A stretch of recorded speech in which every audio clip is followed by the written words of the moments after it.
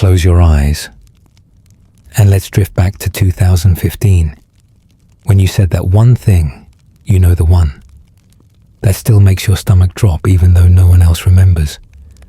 The world was spinning, everyone was laughing, and you thought it was harmless, maybe even clever. But in hindsight, it landed like a brick in a quiet pond. Funny thing is, nobody else carried it forward. Yet here you are, lying in the dark, dragging it out of memory storage like an old VHS tape, replaying the scene until it warps into absurdity. Honestly, if embarrassment had an expiration date, this one should have spoiled years ago. And yes, you probably never heard about this. How the brain is wired to replay social blunders at night, like a greatest hits album of shame. Before we drift further into these late-night replays, a soft pause. If this kind of reflection speaks to you, consider subscribing so more journeys can reach you. A quiet like or the hype button helps ripple these thoughts to others. And if you wish, leave a comment. I'd love to know where in the world you're listening tonight. Now, dim the lights, maybe turn on a fan for that soft background hum, and let's ease into tonight's journey together. The replay begins gently. A phrase slips from your lips, the audience shifts, someone coughs, and your memory paints the silence as monumental. Scientists still argue whether memory exaggerates awkwardness or whether we're just selectively cruel to ourselves. In reality, no one in that room catalogued your stumble. They were busy thinking about their own burrito order or how their phone battery was dying. But your mind, generous host that it is, makes sure to bring the moment back at 3 a.m. in high-definition surround sound. As you lie there, the brain sprinkles in new angles. What if they told someone later? What if it defined me forever? You start to construct wild what-ifs, like a Netflix reboot of your younger self. Except this series has terrible reviews and nobody asked for a second season. The quirky bit: there's actually research suggesting that rehearsing embarrassing moments might have evolutionary roots, like your brain's way of teaching you to do better next time. The joke is, there is no next time for 2015.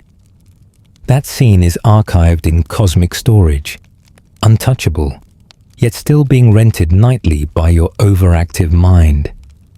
And isn't it strange how embarrassment, when magnified at night, begins to feel almost theatrical? You imagine the room, the shifting expressions, the sound of your own voice bouncing off the walls. Suddenly, you're both actor and audience in a one-person play. A logical corner of your mind mutters, "Relax. They forgot." But the louder corner argues, "No, they're still quoting me in group chats." Even though statistically people recall their own mistakes 99% more than anyone else's, the paranoia persists. Here's a softer truth. Regret isn't entirely destructive. It's also proof that you've grown. If you cringe at your past self, it means you wouldn't make the same move now. Growth is embarrassing by design, but your half-asleep brain isn't satisfied with philosophy. It keeps replaying that one laugh, that one glance. You shift on the pillow, sigh, and let it loop again. And yet, somewhere in that cycle, the ridiculousness sneaks in.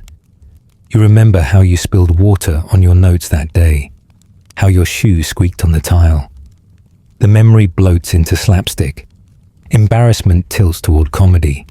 Like, honestly, if you ever told this story to someone else now, they'd laugh. Not at you, but with you. Because it's the kind of cringe everyone shares. A universal club of awkward humans, each lying awake at night whispering, "Why did I say that?" There's comfort there, in the hidden chorus. Your brain may amplify your blunders, but it's the same brain that stores stardust-level trivia and ridiculous facts, like how lobsters technically never stop growing, or how pigeons can recognize themselves in mirrors. Irrelevant, sure, but strangely soothing, because if pigeons are self-aware, then your midnight cringe session isn't so lonely. And if lobsters keep on molting forever, maybe your memories do too, shedding shells until only soft fragments remain. As your breathing slows, the sharpness dulls. The embarrassing moment starts to lose its teeth, more like a balloon deflating than a scar reopening. Tomorrow you'll forget again, but tonight it serves as the entry ticket to the mind's carnival, the first ride of many on this restless 3 a.m. midway. And you, ever the reluctant participant, let yourself be pulled along. And perhaps, as the carousel spins and the lights blur into dream, you realize even the worst reruns fade into background noise, mere echoes in the gentle theater of the night, dissolving like smoke into stars, softer with every rotation of thought. The memory dissolves, but your mind isn't done. It shifts gears, rolling out a glittering highway of what-ifs. You stare into the darkness, suddenly wondering, what if you'd chosen a different career? Would you be richer, happier, or quietly miserable in some office with better snacks but worse lighting? The brain loves to play this parallel universe game, and it does so with the flair of a late-night infomercial. But wait, there's more. Imagine if you'd moved to that other city, dated that other person, or taken that one risk you chickened out on. And here you are, watching reruns of paths you never walked, complete with dramatic voiceover. Scientists argue whether imagining alternate lives helps us learn or just keeps us up gnawing on phantom regrets. Some studies hint the brain uses counterfactual thinking, those endless what-ifs, to sharpen decision-making, like rehearsals for choices yet to come. But at 3 a.m., it doesn't feel like rehearsal. It feels like you're stuck in the world's most exhausting choose-your-own-adventure book, except all the endings involve you being slightly disappointed in yourself. The fact is simple. Everyone does this. Minds are wired to simulate futures and rewrite pasts, a survival skill that once helped us avoid predators or bad berry bushes. But the quirky tidbit: medieval monks apparently worried they hadn't prayed in the most efficient order. Yes, 8 centuries ago, someone else lay awake thinking, what if I'd lit the second candle first? The universality of pointless hypotheticals should be oddly comforting. You're not weird, you're historically consistent.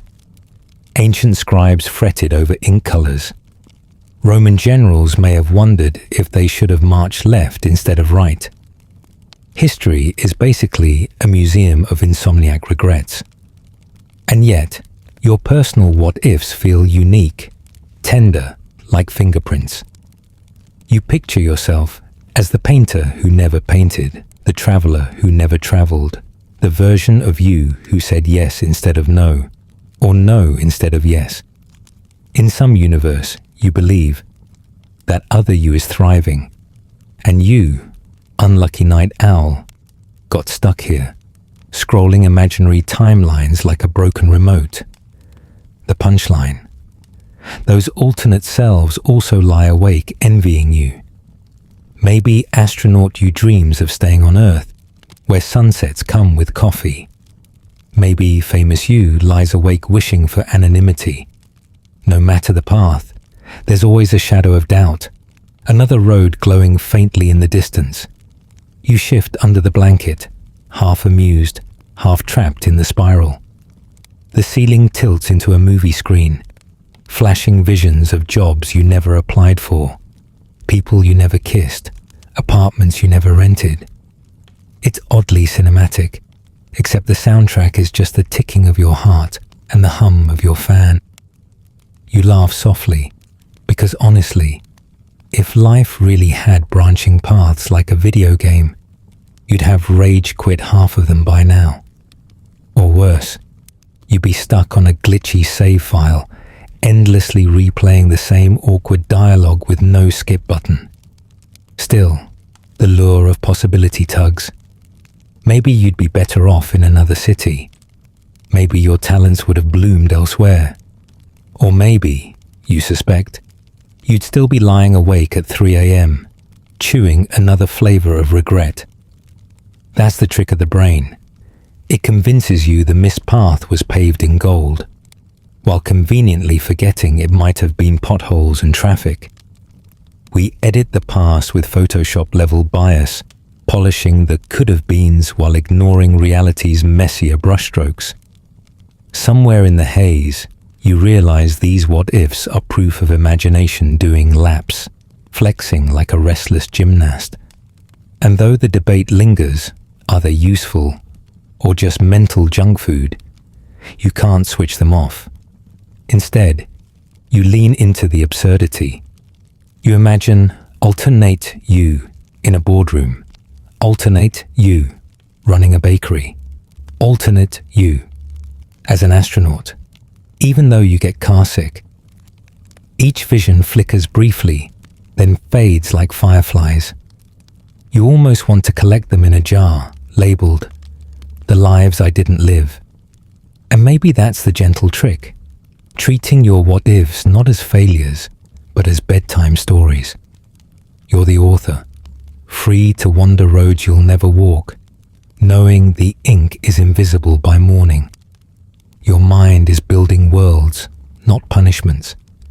Tonight, you can stroll through an imaginary Paris above a bakery, or guard a lighthouse, or teach a subject you never studied. These versions are playful, dissolving with dawn. Slowly, the ache of missed chances softens into something whimsical. The brain, stubborn narrator, keeps drafting sequels to your life, but you see them less as regrets and more as postcards from universes you'll never visit. They're souvenirs of possibility, not indictments of failure. And as your eyelids grow heavy, the what-ifs blur into maybe next times, and then into maybe nevers, until they dissolve completely, folded back into the quiet dreamwork of the night. Your thoughts shift, focus again, this time downward, inward, into the machinery of your own body. Suddenly, you're hyper-aware of your heartbeat. Each thump feels exaggerated, like someone turned the bass up in your chest. You press your palm lightly against your rib cage, as if you could decode the rhythm. Is this normal? Was it always this loud? Am I dying right now? That last question bursts out like an uninvited pop-up ad. And though logic says no, at 3 a.m. logic has gone to bed without you. The mainstream fact is easy. Your heart naturally changes rhythm through the night, slowing in deep rest, quickening with stray thoughts. But here's the quirky tidbit. Some ancient physicians once believed a hiccup was your heart briefly forgetting its job. Imagine the panic that caused. One tiny spasm mistaken for cardiac failure. You laugh nervously in the dark, realizing humans have always been overthinking meat machines. Scientists still argue whether nighttime bodily awareness is evolutionary vigilance or simply the mind searching for entertainment when nothing else is happening. Still, you lie there, taking inventory. Your stomach growls, innocent digestion, or something sinister. Your eyelid twitches, just fatigue, or the herald of doom. Even your toes feel suspiciously present, which is unfair because toes are supposed to be background characters. The more you check, the more you notice, until your body resembles a malfunctioning dashboard covered in blinking red lights. You roll over, trying to trick yourself into calm, but the whisper continues. What if this ache isn't just from bad posture? What if tonight's the night? Your brain, helpful as always, cues up WebMD level worst case scenarios, even though your phone isn't even in your hand.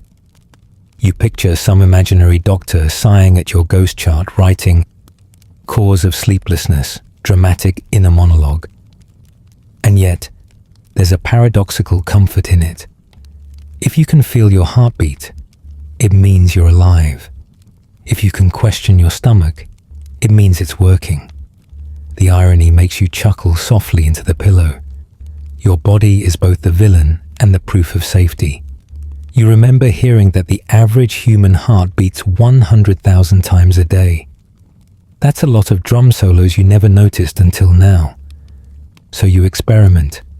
You slow your breathing. Count each inhale, each exhale. For a moment, the rhythm evens out. Then a stray thought barges in. What if I forget to keep breathing? And suddenly, you're micromanaging lungs like an overbearing boss. This is the comedy of 3 a.m. Your body has been running on autopilot your whole life. But the instant you pay attention, you doubt the system. Gradually, though, absurdity wins. You start imagining your organs as quirky co-workers in an all-night office. The heart pounding at its desk, the stomach grumbling about late snacks, the lungs rolling their eyes at your constant micromanagement. The liver shuffles papers no one else understands. The kidneys gossip at the water cooler. The pancreas just wants everyone to appreciate its quiet efficiency. Even the spleen, usually ignored, clears its throat and reminds the team it exists. The brain, of course, insists on running every meeting, endlessly drawing flowcharts no one requested. You almost want to bring them donuts as thanks, or at least apologize for your constant interruptions. In your mind's eye, the fluorescent lights hum. The clock on the break room wall spins faster than reality, and yet this crew keeps showing up, unpaid and unfed, just because that's their contract with life. You picture them with coffee mugs, tiny desks, and sticky notes that say things like, "Keep breathing," and "Process carbs." Someone even decorated the office microwave with a cartoon heart saying, "Hang in there." And somewhere in that silly office scene, the fear shrinks. The body that scared you a moment ago feels more like an odd little team you've carried around all along.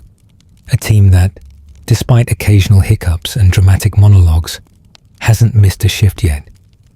You close your eyes, listening not with dread, but with a kind of fondness, as if the heartbeat is less a warning siren and more a lullaby drum, steady and patient, keeping time while you drift at last into sleep.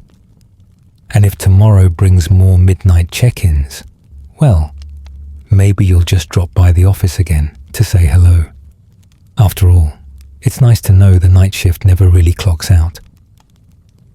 The body fades into the background again, but your mind takes that silence as an invitation to march into darker territory.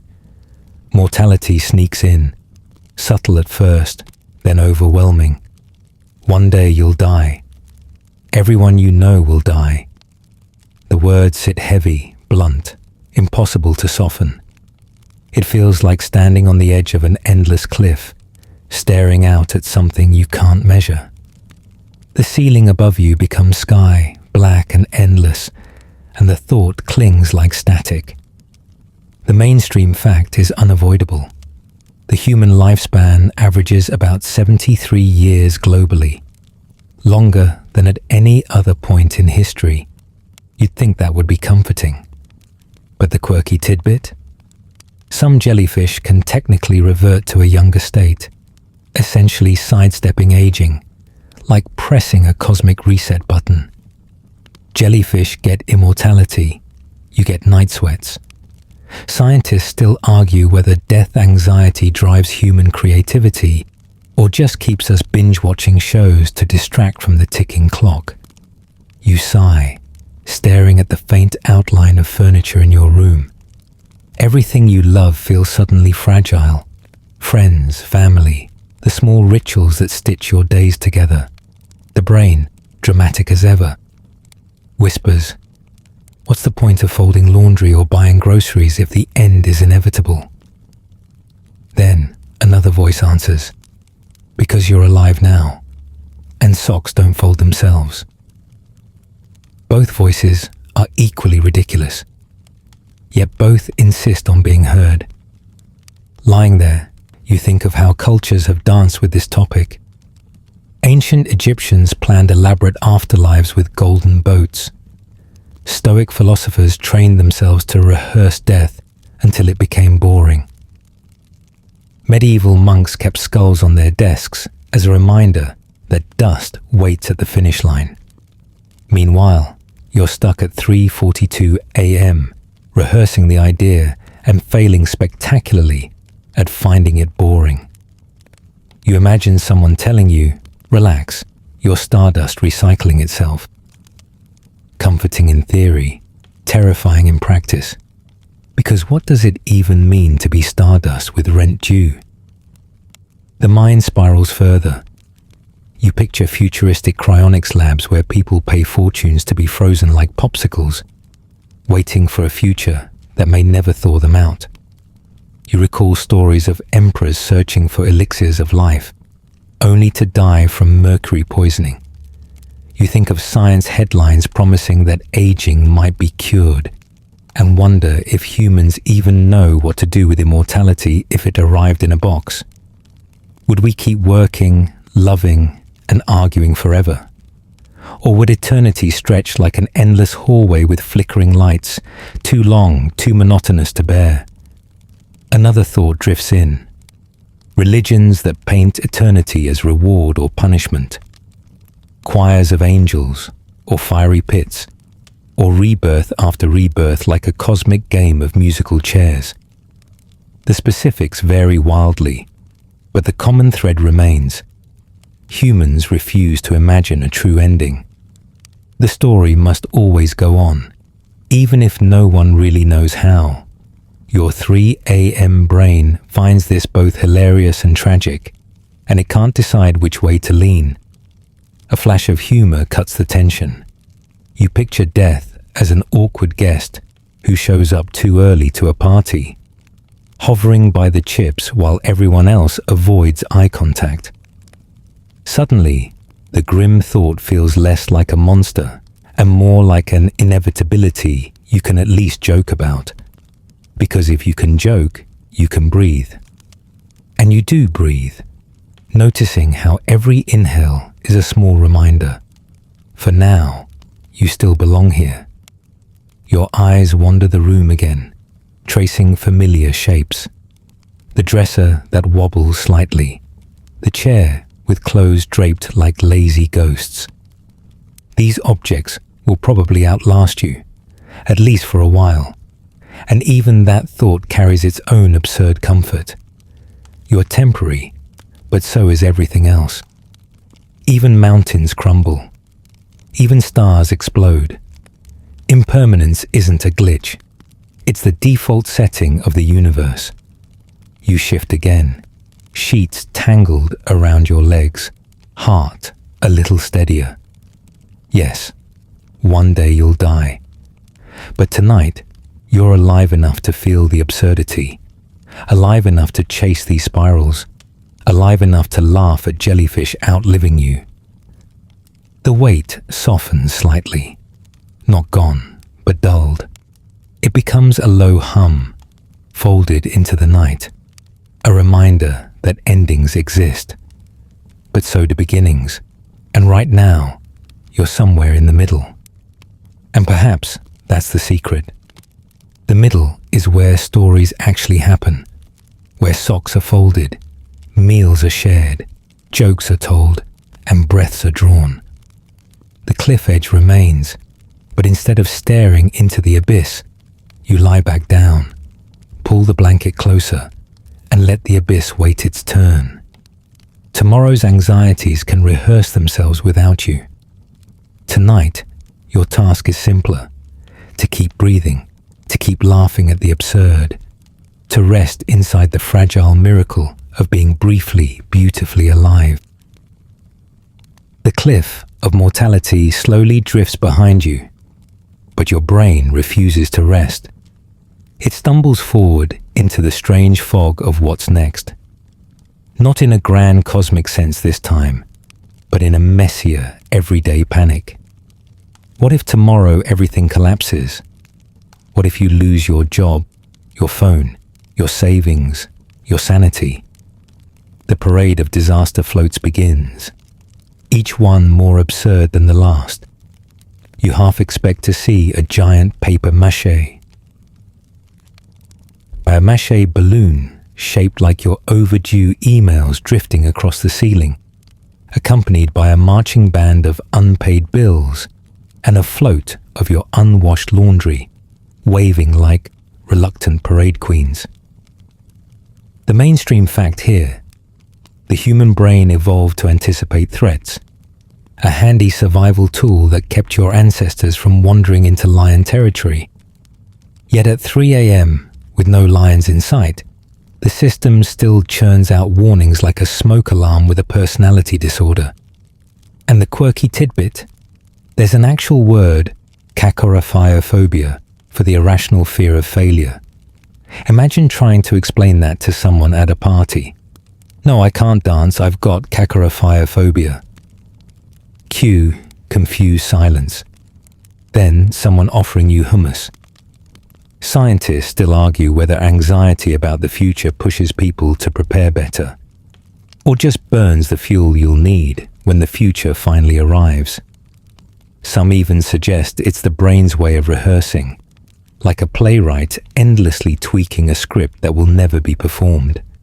You flip to your other side, bargaining with yourself. If I just think through every possible disaster, I'll be ready. Of course, that logic is like packing 3 umbrellas to keep rain away. You're heavy with preparation, but still soaked when the storm comes. The scenario spiral. Maybe you'll never succeed. Maybe you'll embarrass yourself tomorrow. Maybe your whole life is a house of cards, one sneeze away from collapse. You imagine the cards tumbling, dramatic slow motion, narrated by Morgan Freeman, while ominous violins swell in the background. Then a second voice chimes in, also Morgan Freeman, assuring you none of this is real, which is somehow even worse. And yet, somewhere in the panic, there's comedy. Because truly, have you ever lost everything in one single day? Probably not. Reality prefers smaller inconveniences: the late train, the cracked phone screen, the avocado that betrays you by being brown inside. But your night brain is dramatic, craving big cinematic failure. It's like a toddler director shouting, bigger, louder, scarier. Until you're convinced your entire identity will implode if you forget to reply to a text. It builds towering skyscrapers of doom out of tiny pebbles of worry, then demands you live inside them.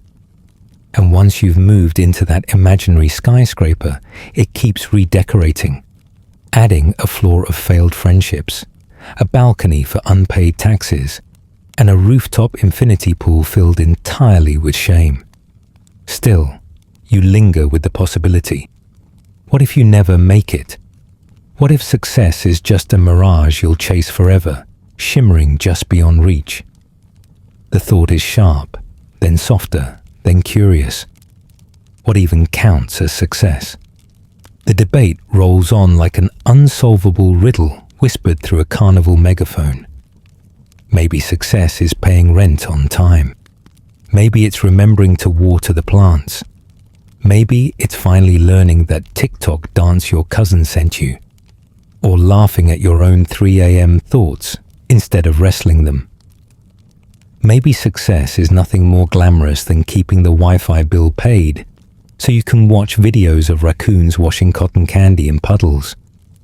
Your eyelids flutter heavier, and for a second you catch yourself almost dozing. The parade of disasters fades into a slower march, floats deflating quietly in the distance. You realize that fear of the future is just fear of blank pages, and blank pages can hold anything, even the silly, even the sweet. A doodle, a grocery list, a half-written dream.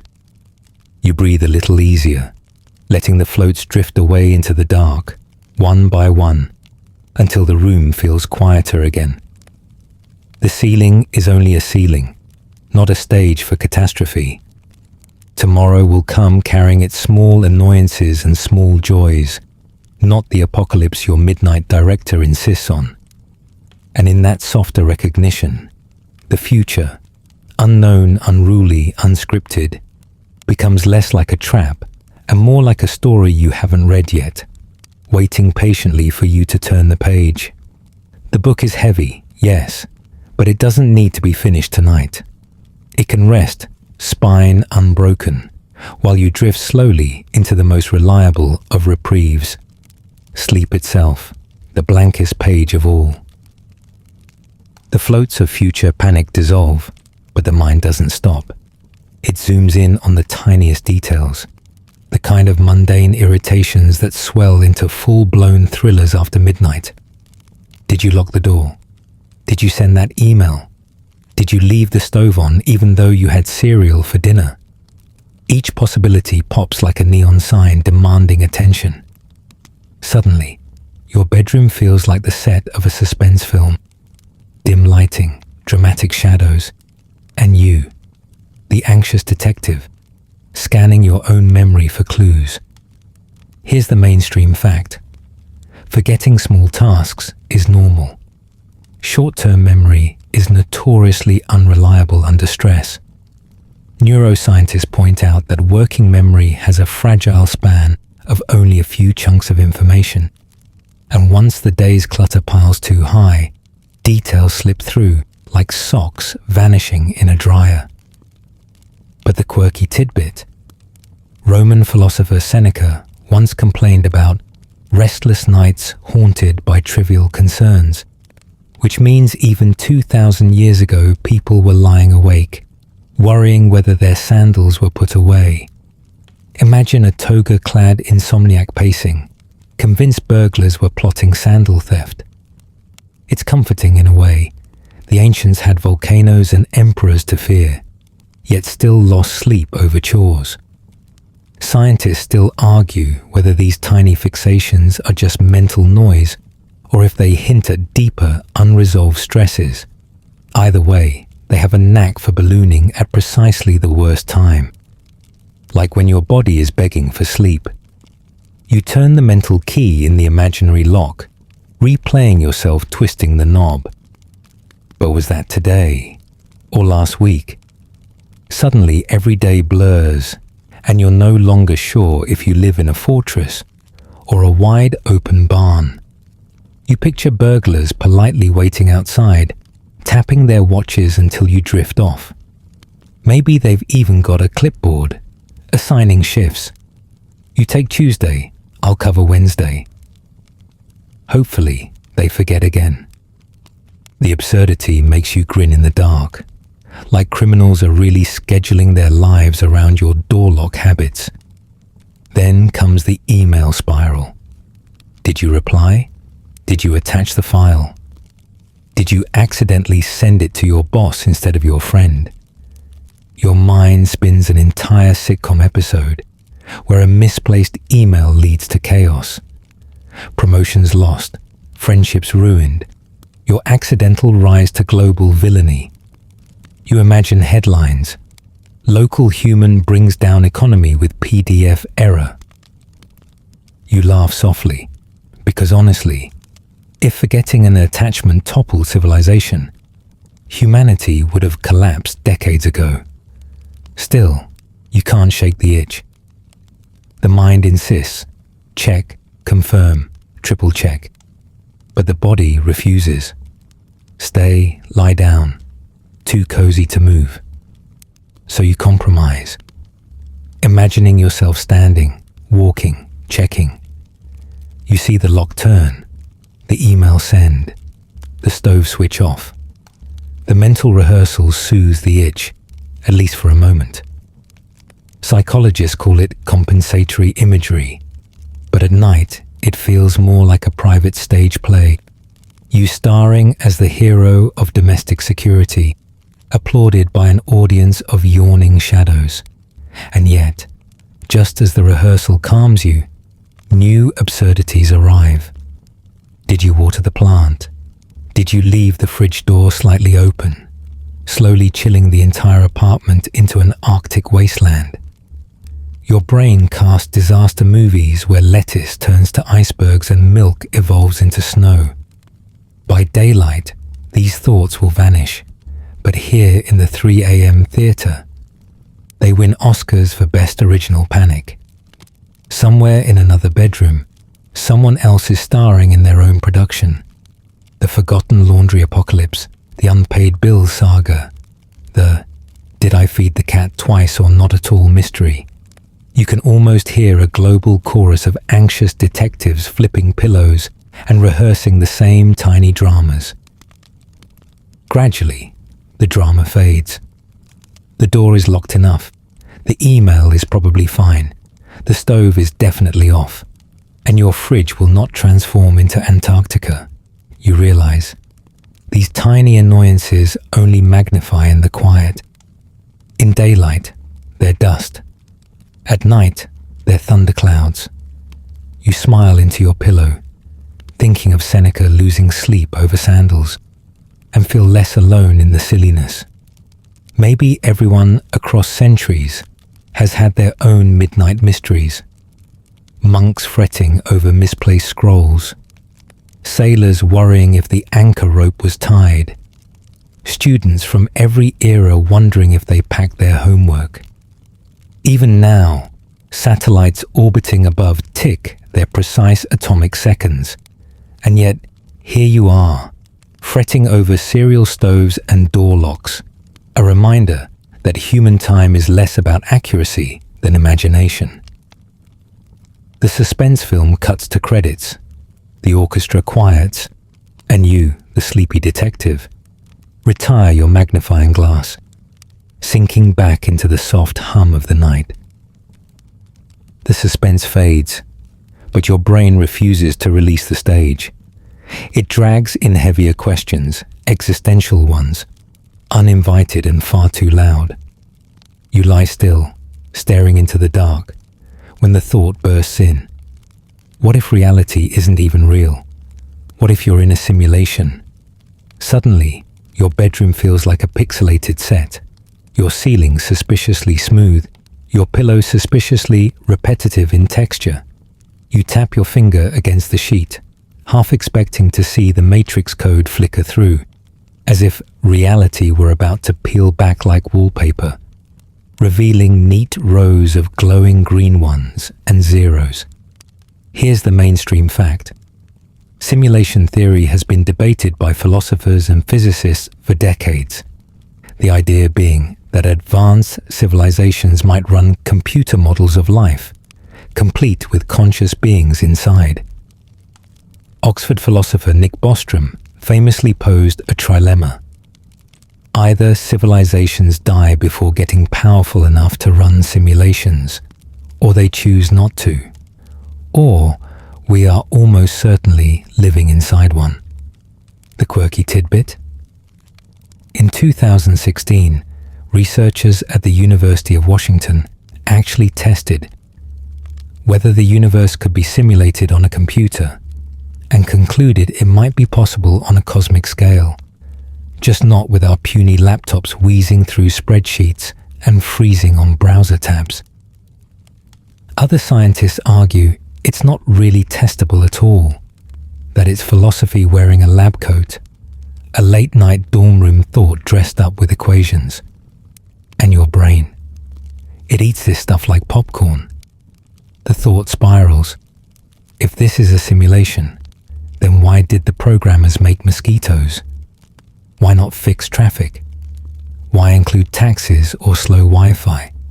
You smirk in the dark, picturing some cosmic coder debugging your life while sipping burnt coffee, sighing at your 3 a.m. ramblings like, yep, this one's still awake again.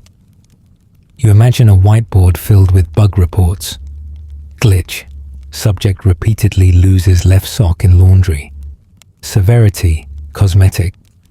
The paranoia turns playful. You wonder if your sudden urge to scratch your nose is just a system update. You joke with yourself that déjà vu is a glitch, dreams are loading screens, and that one missing sock. Definitely a programmer's inside joke. Maybe elevator music is their trolling soundtrack, running on a loop.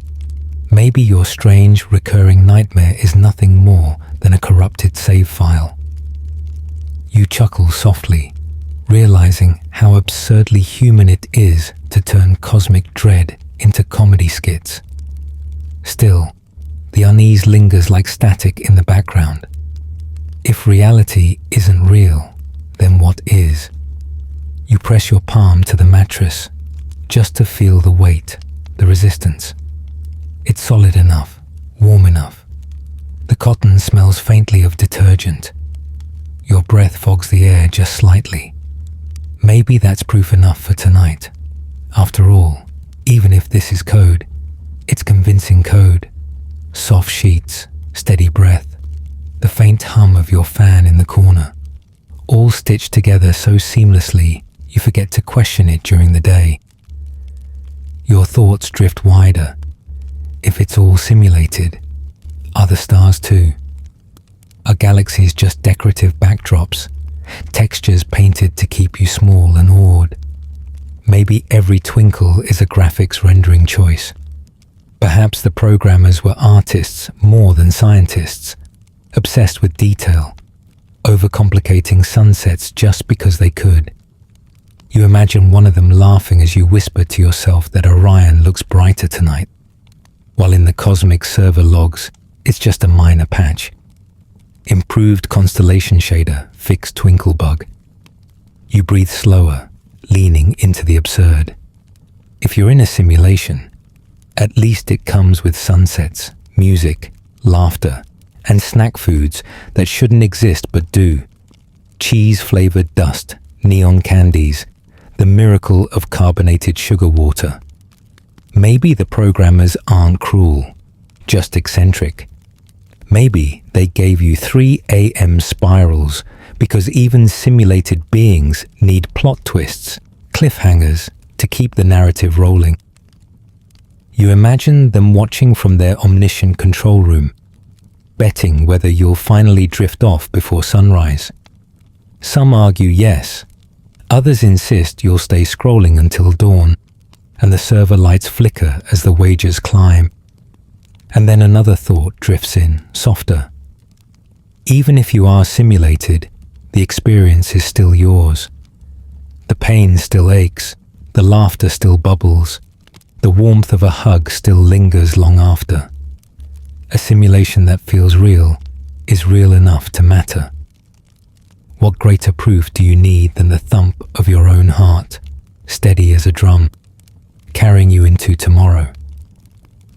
The thought makes you smile. The dread loosens its grip. You ride the spiral until it unravels into quiet, your mind drifting like a feather in low gravity. The hum of the fan becomes the white noise of distant servers, lulling you into sleep. And whether this is code or cosmos, dream or debug, it feels like enough. The simulation musings fade, leaving behind a vacuum your brain immediately fills with ants. Yes, ants. Out of nowhere, you're lying in the dark asking yourself, how many ants exist in the world? You don't even like ants, yet suddenly the question feels urgent, monumental. Your mind becomes a late-night research lab, one where the librarian is asleep, but the lights are still on. Mainstream fact: entomologists estimate there are about 20 quadrillion ants crawling around Earth right now. That's roughly 2.5 million ants for every human being alive. And the quirky tidbit: in the 1800s, scientists actually staged ant duels, forcing colonies to battle so they could study tactics. Picture a Victorian gentleman with a magnifying glass, dramatically whispering, "Release the soldiers." Ridiculous, Yet somehow, your 3 a.m. brain finds this riveting. Scientists still argue whether ants operate with true collective intelligence or just complex instinct. Either way, their empire marches on, mostly unnoticed, except by you, wide awake, obsessing. You start imagining it. The floor beneath your bed hollowed with tunnels, little ant parades in uniform, hauling crumbs bigger than themselves. You laugh at the thought that somewhere in the ant world, one tiny general is stressing just as much as you are. Did I lock the door to the nest? Did I forget to carry that crumb? The parallel feels too perfect.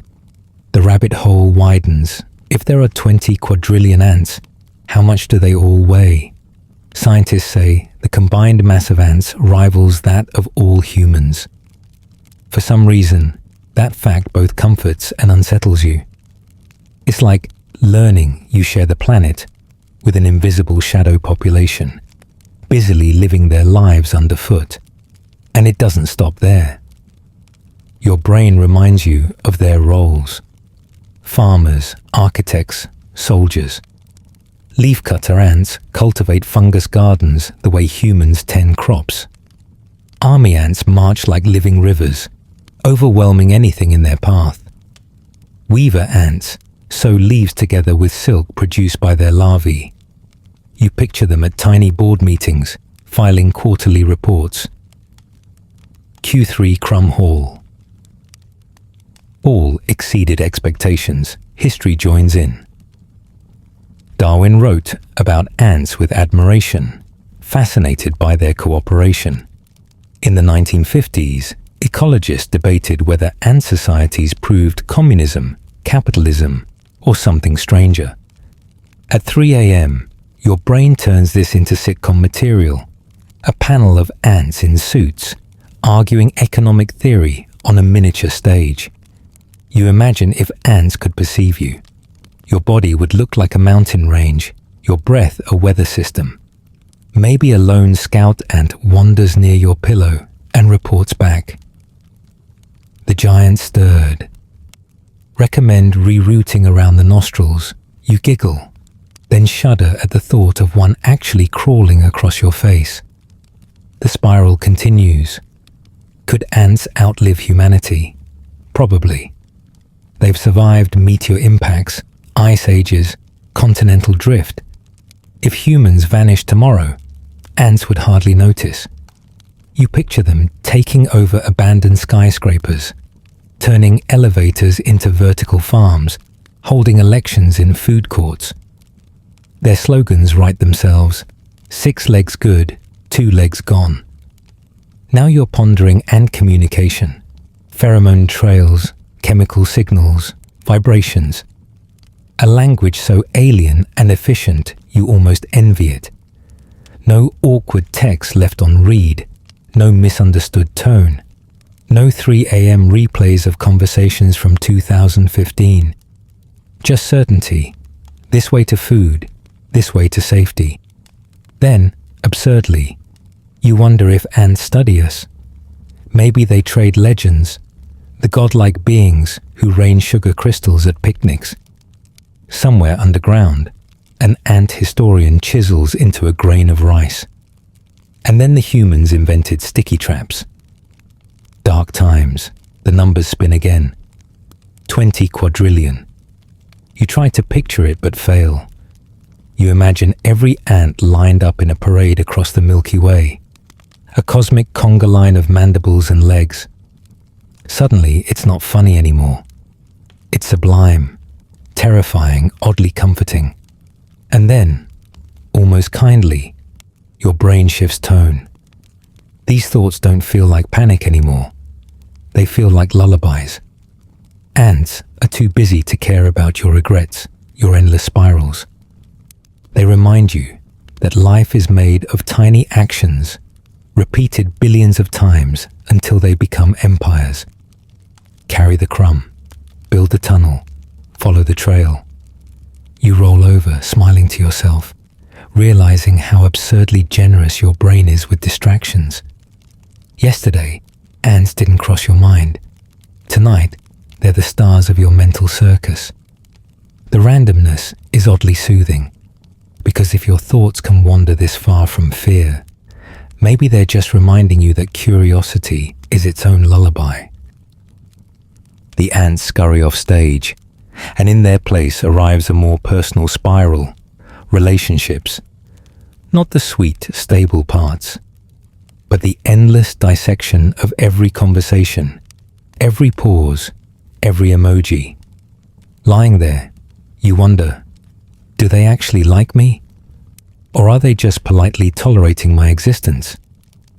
Suddenly, every haha in a text feels like coded rejection. Every heart emoji a potential pity offering.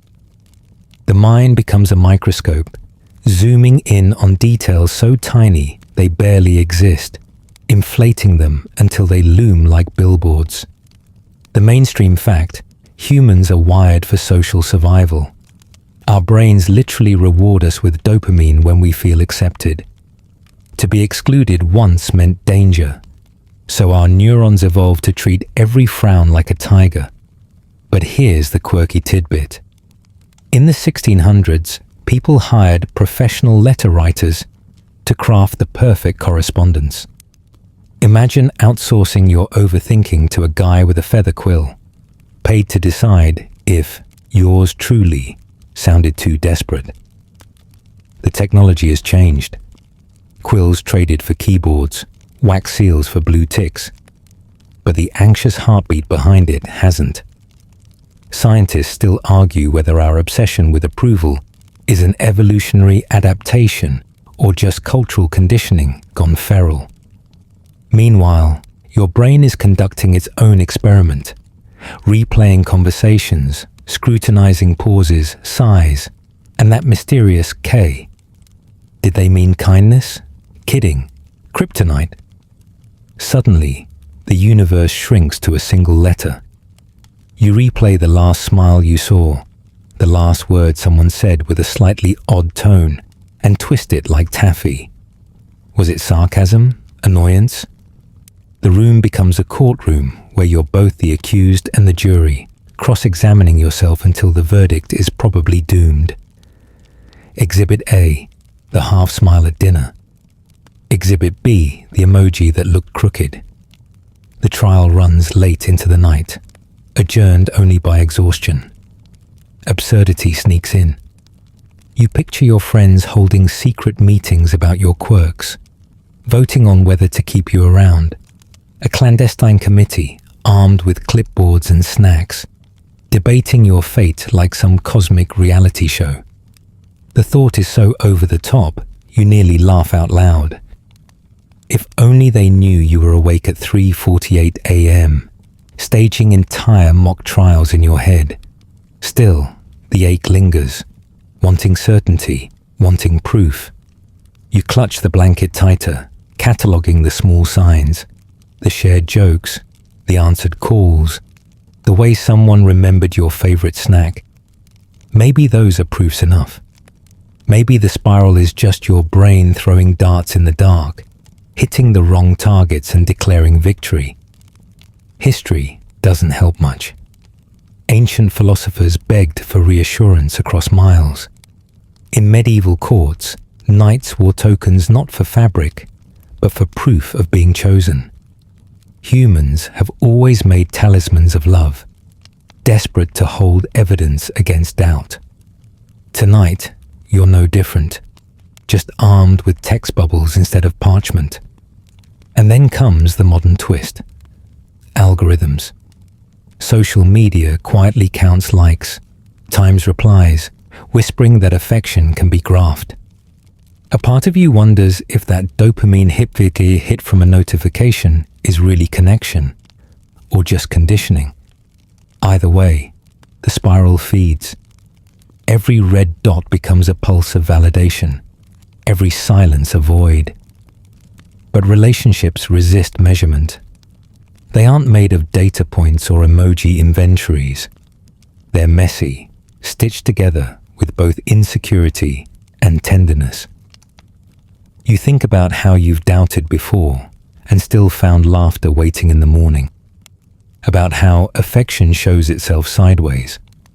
Someone saving you a seat, someone sharing their charger, someone remembering the detail you mentioned months ago. Gradually, the spiral softens. The courtroom closes. The committee adjourns. The microscope lens fogs. Connection doesn't survive on constant doubt. It thrives in consistencies, not verdicts. You exhale, blanket pulled high, letting the thoughts settle like dust after a storm. Relationships are messy, yes, but they're also evidence of being tethered to friends, to lovers, to a world that hasn't forgotten you. And affection doesn't always need a microscope to be real. Somewhere, as you drift, the brain adds one last comedic flourish. Those quill-for-hire men staging their own 3 a.m. spirals, agonizing over whether Madam, with eternal devotion, sounded clingy. You chuckle in the dark, comforted that humanity has always been this way. Insecure, affectionate, absurd. Then sleep takes you, folding the spiral into dreams where affection is simply felt, not proven. The courtroom lights dim, but another spotlight flips on. The glow of your digital clock. Its red numbers glare back like a villain, mocking you. 3:27 a.m. You do the math instantly, because of course you do. If you fall asleep right now, you'll get 4 hours. 4, which somehow sounds both too much and not enough. You start bargaining. Maybe 4 is fine. Maybe 4 is heroic. But the brain whispers, what if you don't fall asleep right now? Here's the mainstream fact. Sleep experts recommend 7 to 9 hours for adults, and anything less impairs memory, focus, and even immune function. The quirky tidbit. Leonardo da Vinci once attempted a polyphasic schedule, 20-minute naps every few hours, claiming it freed up more creative time. Spoiler, it likely made him cranky, though the legend survives. Scientists still debate whether short bursts of sleep can ever substitute for full cycles, or if we're just fooling ourselves with fancy arithmetic and optimism. Meanwhile, you're definitely still doing the math. If I fall asleep now, I'll get 3 hours and 50 minutes. If I close my eyes in the next 10 minutes, 3 hours and 40. If I don't check again until 4, maybe 3. The countdown feels like defusing a bomb, except instead of wires and frantic beeping, it's just you staring at glowing numbers, sweating under your blanket, waiting for the verdict. You flip the pillow to the cool side, as though cotton and temperature might magically shave off the anxiety tax. The numbers shift, 3:34, 3:41, and you feel time slipping like sand through your clenched hands. The irony is cruel. The more you chase sleep, the faster it bolts, sprinting just out of reach. You can almost hear the clock's smug whisper, "Nice try, buddy." The brain, never helpful, begins a highlight reel of past failures. The exam you botched after 3 hours. The day you drank coffee until your veins buzzed. The meeting where you blanked mid-sentence, staring like a character whose script was missing. It replays every stumble, looping them like an unkind sports commentator. And yet tucked inside those memories is another truth. You survived. Maybe wobbly, maybe irritable, but alive. Human bodies are annoyingly resilient, running on stubbornness when science says they shouldn't. Still, the spiral keeps layering. Now you're calculating not just hours of sleep, but hours of daylight tomorrow. Meetings stacked like dominoes, the distance between your bed and the coffee machine, the grim ratio of effort to alertness. You imagine caffeine molecules as tiny soldiers marching into battle against fatigue. You imagine yourself tomorrow, pale and heroic, clutching a travel mug like a knight's shield. You bargain again. Maybe tomorrow You'll compensate, nap in the afternoon, drink water instead of another double espresso. Maybe you'll finally master sleep hygiene, that phrase doctors toss around like it's as easy as changing sheets. No screens after 9, no caffeine after noon, meditation, blackout curtains, lavender mist, rituals piled into rituals. You picture your bedroom transformed into a monastery of perfect habits, where rest is guaranteed by sheer discipline. Yet here you are, glowing clock as your only companion, wide awake at a time when the rest of the world feels sealed in dreams. The pillow cools, the blanket warms, the numbers march. 3:48, 3:55, 4:01. Your eyelids flutter, heavier now, as though sandbags have been quietly attached. Something softens. The calculations blur. The villainous digits lose sharpness. 4 hours dwindles to 3.5, to 3. But the panic dulls. You've walked this tightrope before. Tomorrow will come, imperfect yet survivable. And in that tiny surrender, the moment you stop bargaining, stop rehearsing doom, stop demanding certainty, the spiral loosens, the math fades, the glow of the clock becomes just another light in the room, no more menacing than the hum of the refrigerator or the sigh of the vents. You breathe slower. The clock still ticks, still glows, but its authority drains away. It no longer mocks. It simply exists, steady and indifferent. You think about all the people across the planet awake at this same impossible hour. New parents rocking infants, bakers starting ovens, students cramming, nurses pacing hospital halls, insomniacs scrolling endless feeds. A quiet fellowship of the sleepless, scattered yet strangely united. You're not alone in your bargaining with time. Your eyelids lower again. The clock continues its march, but the red digits blur into harmless constellations. You let the glow soften into background scenery, no more threatening than distant streetlights. And maybe, just maybe, you'll drift before the numbers roll over again, before the courtroom of your mind calls another midnight trial. Sleep does not arrive by calculation. It arrives when you stop counting. And so, at last you do. The glowing clock fades from your attention, and suddenly, your brain decides to rewind into last night's dream. It was strange, vivid, already slipping away.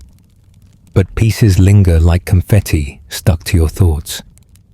You remember a hallway that never ended, a face that blurred between people you know, maybe a dog wearing shoes, because why not?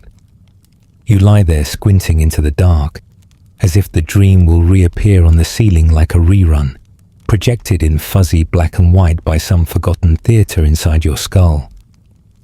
Dreams mostly occur during REM sleep, when your brain buzzes with activity almost as intense as wakefulness. Ancient Egyptians believed dreams were messages from the gods, while medieval folks used manuals to decode symbols, snakes meaning betrayal, cheese meaning prosperity. Freud declared nearly everything about repressed desire, while Jung called them a window into shared myths. Scientists still argue, profound revelations or just the brain-sweeping clutter like a night janitor jingling memory keys. You tug at the slippery thread, desperate to reconstruct it. Was that conversation real or imagined? Did that laugh happen, or was it stitched together from scraps? The harder you chase, the faster it dissolves, until only fragments remain. A scientist would say fading recall is normal. A poet would say smoke is the point. You laugh. Dogs in sneakers aren't profound, though you wonder if Nike has considered it. Still, curiosity lingers. Was the dream a warning, a clue, or simply neurons firing random art across your mind.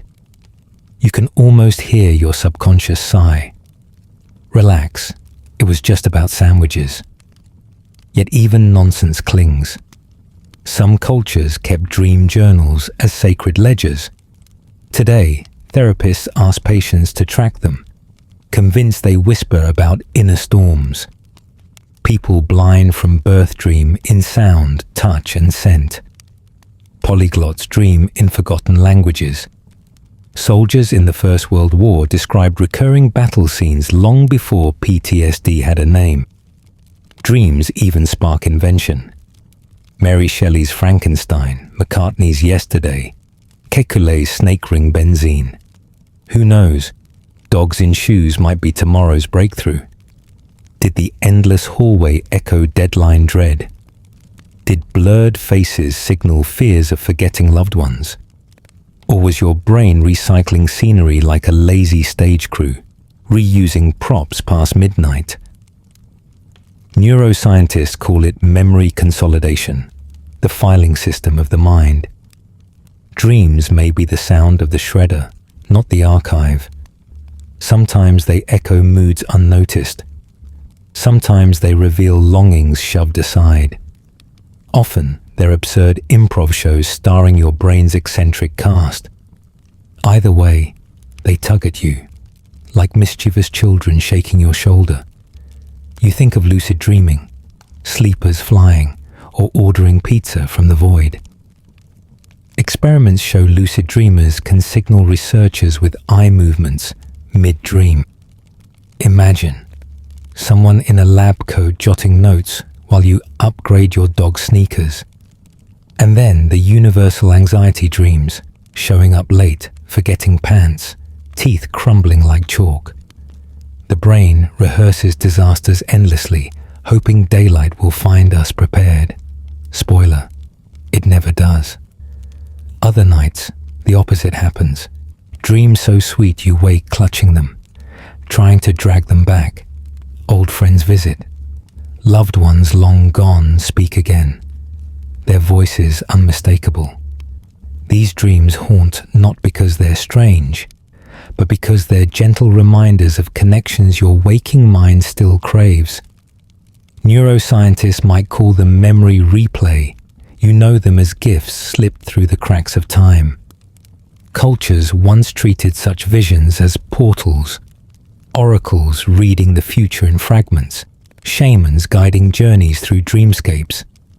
Today, neuroscientists hook volunteers to EEG caps, watching brainwaves ripple like a city seen from above at night. We try to map meaning, but perhaps the mystery is the point, that sleep builds a theater no waking architect could design. The hallway stretches again in your imagination. Blurry faces flicker, conversations spark and vanish. The dream is a snow globe shaken too hard, glitter drifting in slow motion, and then comfort arrives. Maybe it's not a puzzle to solve. Maybe dreams are lullabies, strange, senseless, oddly soothing. So you loosen your grip. Dogs in sneakers trot down infinite halls, faces blur into laughter. The fragments recede into that secret archive where half-remembered nights go. Folded into the background music of your mind. You breathe deeper. The ceiling is blank again. And as fragments drift away, you slip, not into clarity, but into the soft, shapeless current of sleep. The dream fragments scatter, and in the stillness your thoughts turn inward, sharp and searching. Who even am I? The question lands like a pebble in water, rippling outward until you're staring at the ceiling. Suddenly, a stranger in your own skin. You catalogue your habits, your quirks, your contradictions. Do they add up to a person? Or are you just a collection of borrowed phrases and second-hand gestures, stitched together like a patchwork quilt left in the attic? Familiar, warm, but undeniably assembled from scraps. Here's the mainstream fact. Psychologists define identity as a shifting blend of memory, personality, and social roles. It changes more often than we think. Your past selves aren't fossils so much as compost, feeding whatever sprouts next. And the quirky tidbit. Some cultures believed names carried a person's essence so strongly that to rename someone was to reforge their destiny, like reprogramming their soul. Others believed shadows or reflections housed fragments of identity, a kind of second self that could be stolen. Scientists still argue, is there a hidden, unchanging core beneath all the edits? Or are we simply narrators improvising a story to tame chaos? Your thoughts spiral. Maybe you're not the same you from last year, or even last Tuesday. Maybe every version of you expires the moment you drift into sleep, replaced each morning by someone new who carries the memories like hand-me-down clothes. You wonder if people notice, if your friends clock subtle shifts, if strangers sense a different rhythm in your voice or a new weight in your walk. The mirror in your bathroom suddenly feels suspicious. Is it a faithful witness, or just a stage prop reflecting the mask you've rehearsed? You chuckle in the dark, imagining your identity like a phone with too many apps running at once, overheating, glitchy, desperately in need of a reboot. Or worse, like one of those IKEA dressers with spare screws rattling in the drawer, mostly stable, but you can't shake the feeling something vital never got installed. Other times you picture yourself as a playlist shuffled endlessly, same songs, different order, sometimes jarring, sometimes perfect. Or like a novel written by many ghostwriters, each chapter carrying a slightly different style, yet still somehow bound together by the same cover. Still, the question lingers. Who are you when no one's watching? The version that fumbles words in real time, or the one that later edits them into clever lines? The self that panics at 3 a.m., or the one that laughs easily in daylight? Maybe you are both, the jittering thought machine and the calm observer. You sigh, realizing identity is slippery, uncatchable, a soap bubble that vanishes when gripped too tightly. And maybe that's the point. It isn't a locked vault, but a current, moving and remaking itself as it flows. Philosophers have wrestled with this for centuries. John Locke thought identity lived in memory, yet memory itself is porous, stitched together like a dream that changes each retelling. Buddhists taught the self is an illusion, a flicker of processes with no permanent core.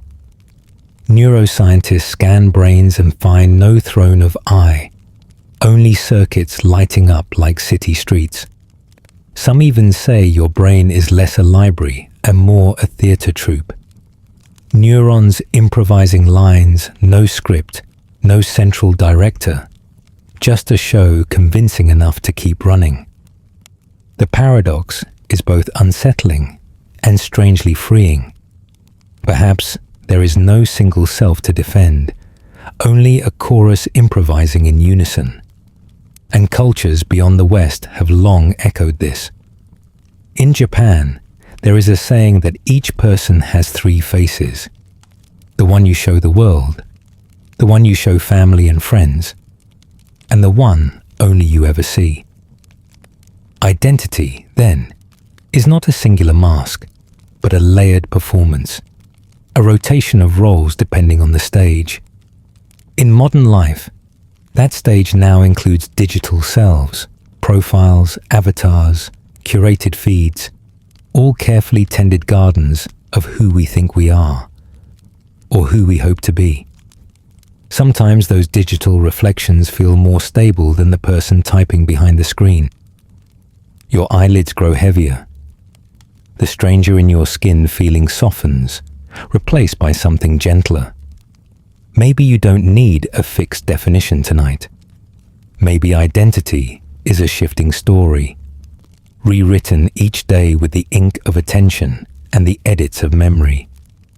Maybe the questions themselves, the midnight curiosity, the wondering if you're authentic, are part of the fabric that makes you, you. And so you settle back, letting the uncertainty become its own kind of comfort. If you're a quilt, you're one that keeps growing. If you're a playlist, new songs can be added. If you're an overheated phone, at least you keep running. If you're a novel, the next chapter hasn't been drafted yet, and that's a gift. The fact that you question at all might be the most reliable core you have. In the quiet, that feels enough. The question of identity drifts into a wider arena, opening the door for the heavyweights, the big, scary questions. What if I never find meaning? What if life is just random chaos? Suddenly, the quiet night feels enormous, like you're floating in space, untethered. The ceiling above you becomes a blank sky, vast and indifferent. You squeeze your eyes shut, but the thoughts push through anyway, loud as fireworks, scattering into shapes you can't quite read. Mainstream fact. Philosophers from Aristotle to Camus wrestled with the question of meaning, proposing everything from virtue to rebellion as answers. Aristotle preached eudaimonia. Nietzsche told us to invent values in a godless abyss. Camus shrugged and suggested we rebel against absurdity, like Sisyphus whistling while rolling his boulder. Quirky tidbit.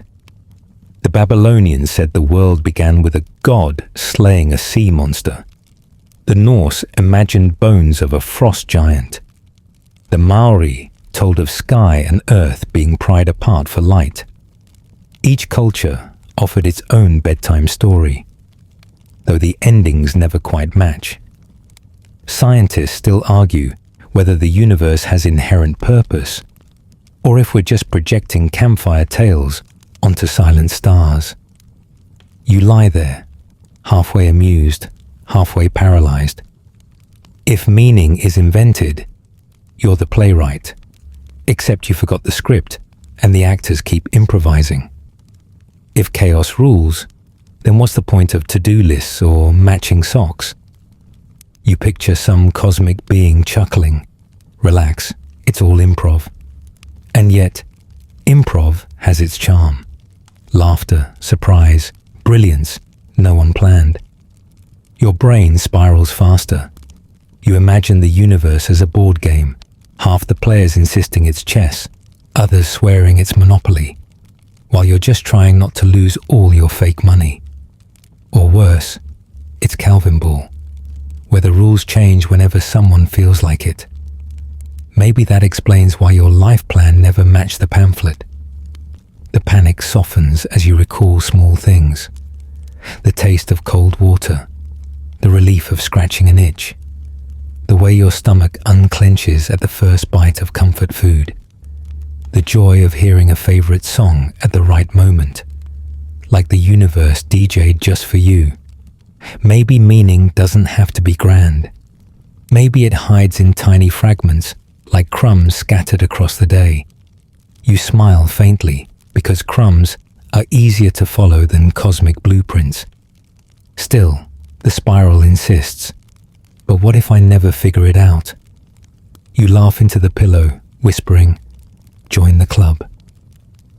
Even the brightest minds, Einstein, Simone Weil, your philosophy teacher with the corduroy jacket, couldn't solve this puzzle. So why is your sleepless brain convinced it must? Maybe it's not about solving, but noticing, like an astronomer who stares at galaxies not to own them, but to wonder. Maybe the questions themselves are the lullaby, the way your mind entertains itself in the endless hours of night. And the more you think about it, the more you realize. Humans have always been experts at turning confusion into ritual. We light candles, write poems, build telescopes, stack stones, carve gods from driftwood, all gestures toward meaning. even if the target keeps moving. Maybe your late-night questions are part of that tradition, a one-person religion of tossing ideas into the dark, waiting for an echo. Your breath evens a little as you imagine the alternative, a life with no questions at all.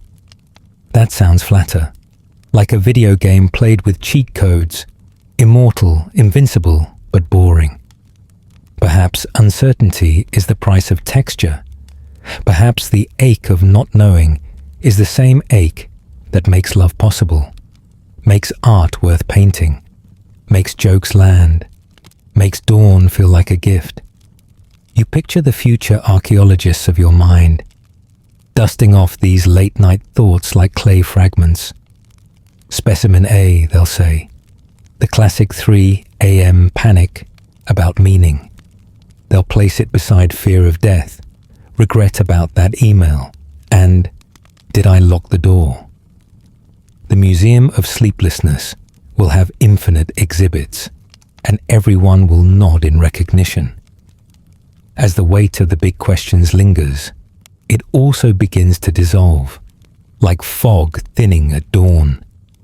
Chaos or purpose, monster-slaying gods or random atoms, it all leads you back to the same place. Lying in bed, listening to your breath, feeling the blankets heavy across your chest, waiting for sleep to find you.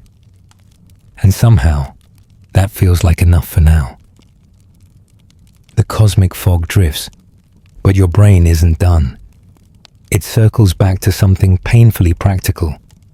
Money. Did I pay that bill? What if I go broke? What if I can't survive the future?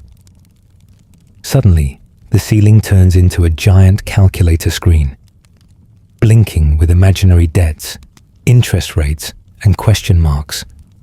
The weight isn't philosophical now. It's concrete, heavy, like coins piling up on your chest. Here's the mainstream fact. Financial anxiety grips more than half of adults worldwide, often outranking even health concerns.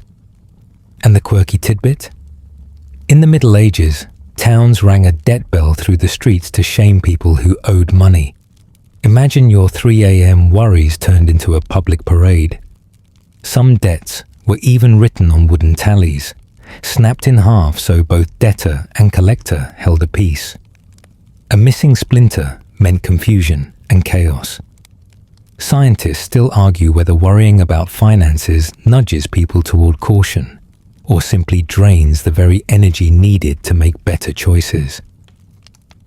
You flip your pillow again, mind racing through scenarios. Forgotten subscriptions draining your account, surprise medical bills, a sudden collapse of everything you've built. You picture future you living in a cardboard box, still paying for Netflix somehow, because even imagined poverty comes with Wi-Fi. The absurdity almost makes you laugh, though the knot in your chest stays tight. Then your thoughts widen. What if I can't retire? What if I never own anything? The spiral magnifies until even buying toothpaste that feels like a high-stakes gamble. You imagine financial advisors hiding in your closet, whispering judgments every time you splurge on coffee. Yet another voice, quieter, points out, you're not bankrupt. You're lying in bed, with sheets, with shelter. The basics are here. Maybe that's proof you're not failing, at least not tonight. Still, your mind plays tricks. You imagine markets as stormy seas, and yourself in a rickety boat, patched with coupons and side hustles. You row furiously, convinced that pausing even a moment means capsizing. History doesn't help. Ancient Rome collapsed under debt crises, medieval monarchs bankrupted kingdoms, the Great Depression scarred generations, and 2008 still lingers like a ghost. No wonder your late-night brain insists catastrophe waits just outside the window. But the reality is quieter. A credit card balance is not an omen of doom. A missed payment isn't the end of your story. Your body, however, interprets it like battle. Heart racing, cortisol rising, muscles tightening as though fending off wolves. Financial anxiety hijacks the same survival circuits once reserved for predators. Now the enemy is interest rates. The absurdity of this evolution almost makes you want to laugh. Imagine an ancient hunter waking at 3 a.m., not from fear of lions, but from visions of compound interest gnawing at his future goats. You take a breath, reminding yourself that worry doesn't pay bills. It just collects interest in the currency of stress. The future will demand action in daylight.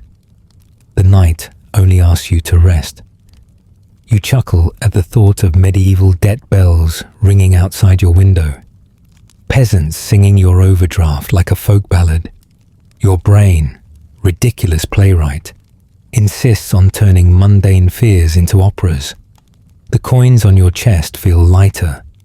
The calculator screen fades. You let yourself imagine money as a passing tide, sometimes high, sometimes low, always shifting. Civilizations rise and fall on the same rhythm, and somehow humans keep waking up, making breakfast, finding ways to trade and rebuild. Perhaps your own story will follow that tide. Lean days balanced by calmer ones. And though the knot doesn't vanish entirely, it loosens enough for your body to sink deeper into the mattress. Your shoulders unclench, your jaw slackens. The numbers blur back into ceiling shadows, leaving only the hush of night.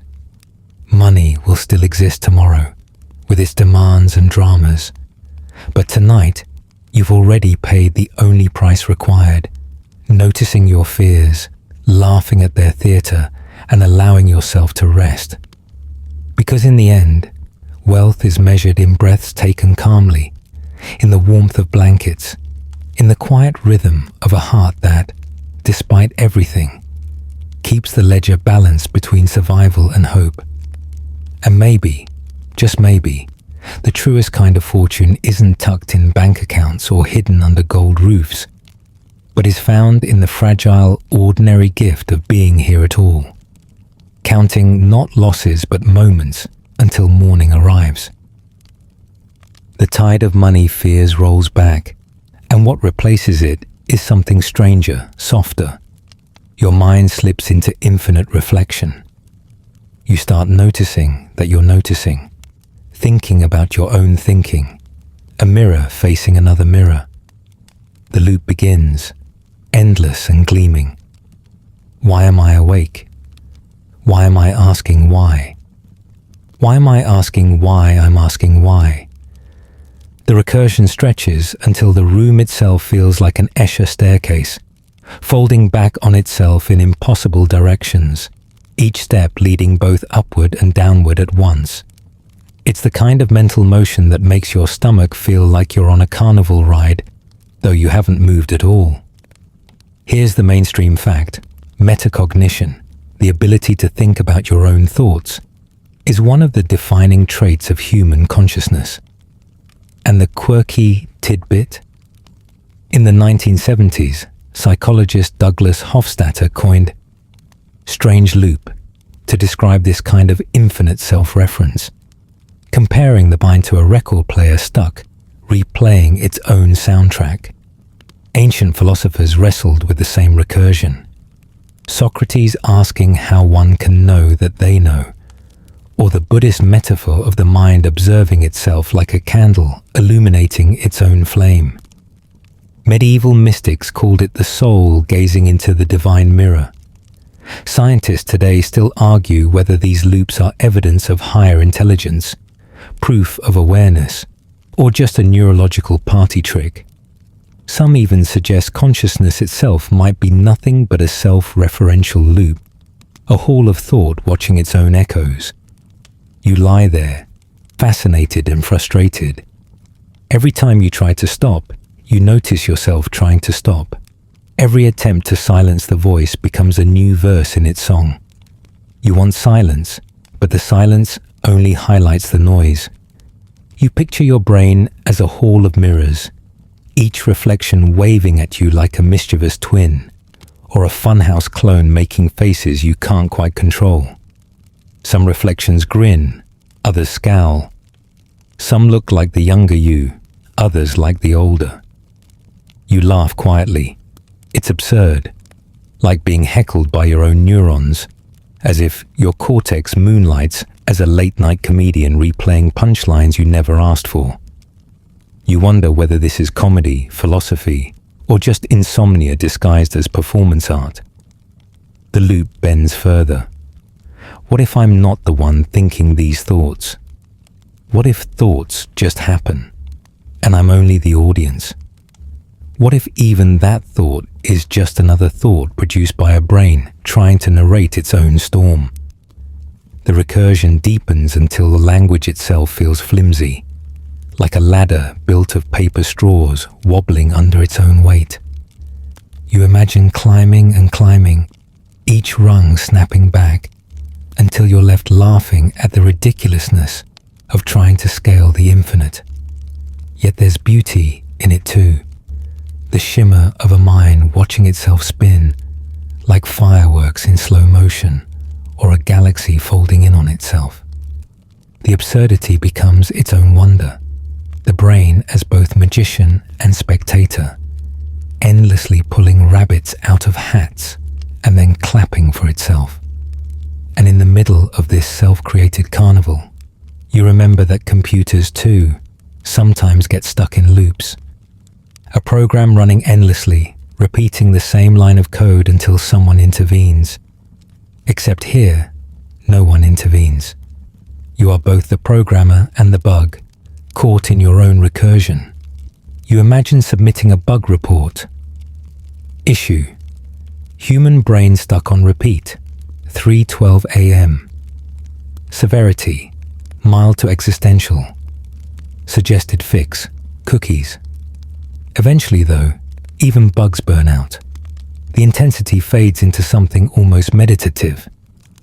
The mirrors soften, the loop unwinds, and what remains is the gentle awareness of breath, the steady weight of your body against the mattress. You realize the spiral wasn't a trap at all, but a lullaby disguised as chaos. Each reflection folded back until it smoothed into calm, like ripples on a pond vanishing into still water. The hall of mirrors dissolves into darkness, but the echo of its shimmer remains, like faint starlight from galaxies long gone. You exhale, smiling in the dark. The carnival of thoughts has run its course, the last ride slowing to a stop. The mirrors fold into shadows. The questions dissolve like sugar in warm tea. The strange loop that once felt relentless now feels like a cradle rocking you back and forth. For the first time tonight, your mind feels less like a racetrack and more like a river, quiet and flowing, carrying you gently toward rest, as though sleep itself has been waiting patiently at the loop center all along, amused by your detours. And maybe that's the secret. The spiral doesn't end by breaking free, but by leaning into it, until its circles become circles of comfort, not confusion. You let go, carried by the loop that once tangled you, and the night folds around you like a closing parenthesis. Somewhere between question and answer, you drift. And so, here you are, the end of 2 restless hours, the midway shutting down, the mirrors dimming, the ants and jellyfish and phantom worries all packing up their tents. Your body is heavy now, softer, ready to surrender. The world hasn't ended, the bills aren't due this second, and the cosmic riddles can wait until daylight. For tonight, all that matters is this: you've survived your own mind's marathon, and sleep is no longer an enemy, but a friend leaning close. Let your breath carry you under, gentle and steady, into the quiet where no thoughts chase you. Sweet dreams.